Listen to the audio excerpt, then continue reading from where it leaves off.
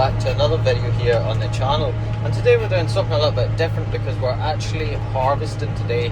So it's the first day of harvest 2025. And I don't take a huge deal to do with the crop side of the farm or the arable side of the farm. But I do help out at harvest time. I cart grain, which basically means when the combine is full, it fills into my trailer, and then I take that trailer back to the farm, dump it off and come back again.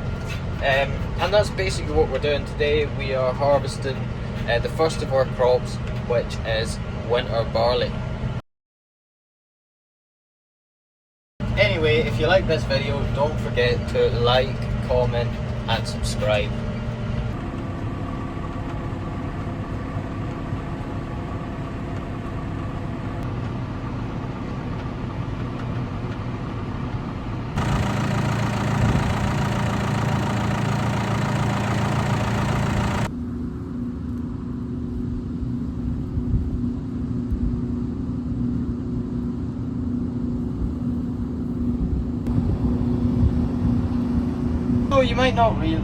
So you might not realise this from watching my videos, but this farm actually grows quite a few crops. So today we're harvesting, like I said, winter barley. So there's about 40 acres of winter barley on the farm.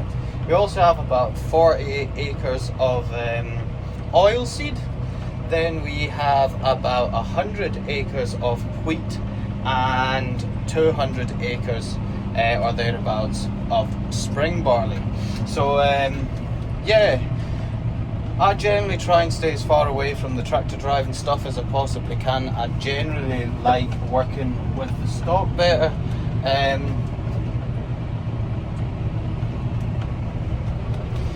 But at busy times of the year like this, when we're harvesting, I do muck in and help out by carting grain. So by far what we grow the most of is barley, and the barley that we grow here is a certain type. It is what is known as brewer's barley or malting barley. So the barley from this farm will be taken to whisky distilleries all over Scotland and be turned into whisky. What a lot of the world know as Scotch or Scotch whisky, we would just call it whisky here in Scotland. So an interesting fact on that,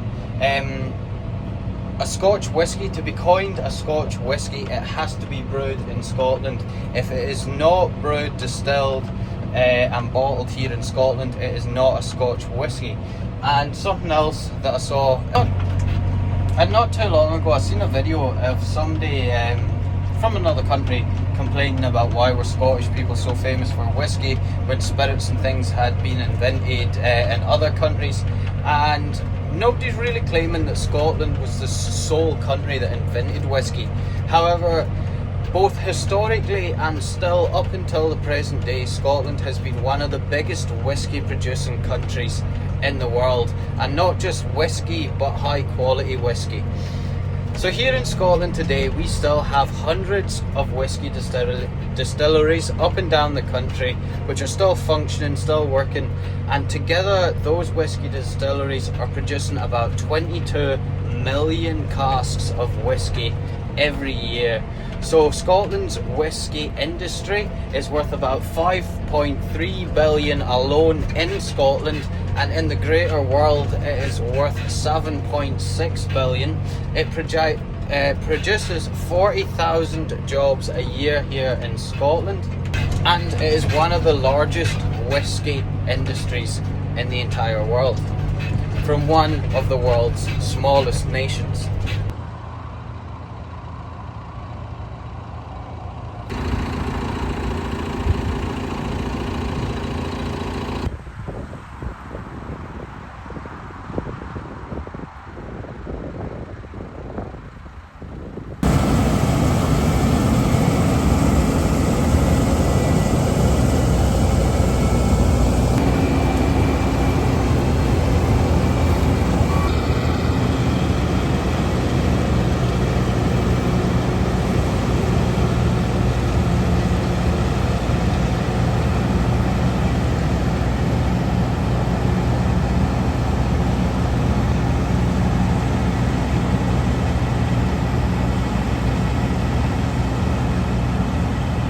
talk about how it all works here in the header, and if you're going to comment about how dirty the windows are, I know, but so let's understand how this all works. So the front of the combine there has got a header, and basically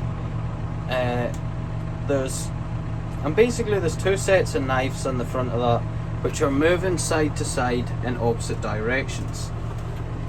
So they're moving like that, and then another set is moving like that in the opposite direction over. Also, you have that big spiral running down the middle, which is pulling all the grain into the middle of the combine before it then goes up the middle and into the back part of the combine. What's happening in here, it's actually different combines have different systems, but riddles are probably the most common, followed by a drum. But basically the riddles are moving back and forwards, shaking all the grain off from the rest of the plant, and then the grain is small enough that it falls down through the holes and gets taken into a tank in the combine, and this big bit here, that's the top of the tank.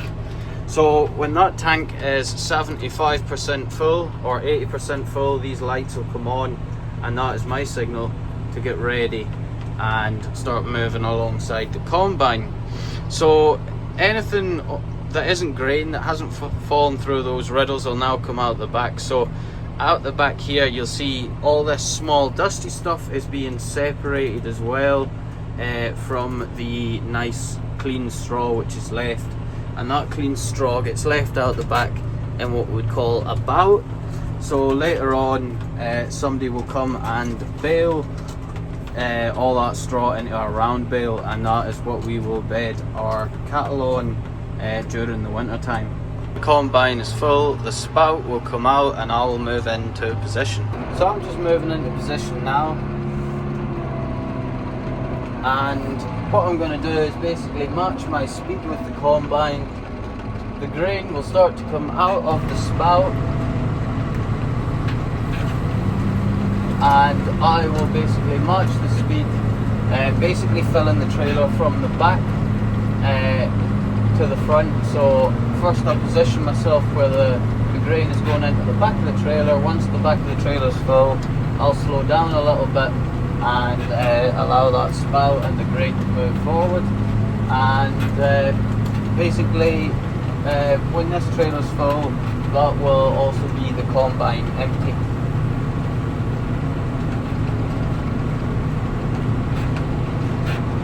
But once the trailer is full of grain, like you can see behind me there, it is my job to take that grain back to the farm.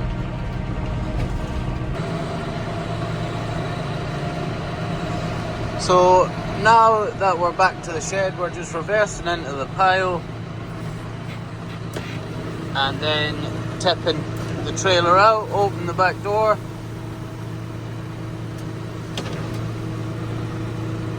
and out comes the grain.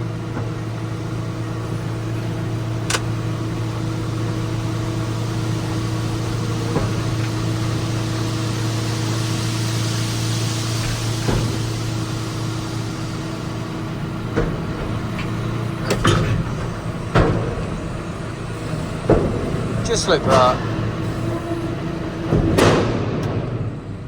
And from there, that grain will be picked up in the coming days by grain lorries or bulker lorries, so 40-ton lorries, and they will be taken to be graded first. So we have to, every load that we send away has to be tested to make sure that it's a sufficient quality, and once it's been tested, it'll then go on to become its final product. So it'll be shipped out to whisky distilleries all over Scotland to be part of their brewing process. And after a full day's harvesting, 3 fields later, this is what 40 acres of grain looks like. And that'll do for this video.